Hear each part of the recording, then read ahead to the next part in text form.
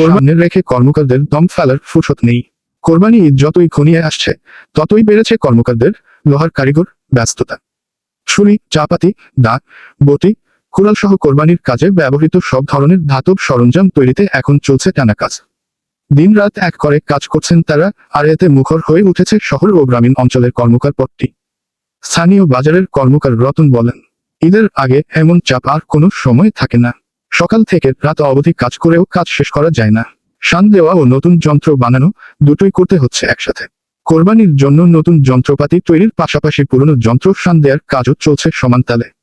এতে কর্মকারদের আয় যেমন বেড়েছে তেমনি বেড়েছে শারীরিক চাপও। কেউ কেউ বাড়তি শ্রমিক নিয়োগ দিয়েছেন ঈদের মৌসুমে চাহিদা সামাল দিতে।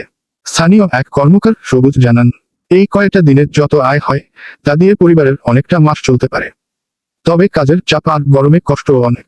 তবে কর্মকারদের অভিযোগ, ঈদের মৌসুম ছাড়া বছরের বাকি সময়ে তেমন কাজ থাকে না। ফলে তাদের জীবিকা টিকিয়ে রাখা কঠিন হয়ে পড়ে। অনেকেই চান সরকার থেকে কিছু প্রশিক্ষণ বা সহায়তা পেলে তারা আরো ভালোভাবে এই পেশাকে টিকিয়ে রাখতে পারতেন।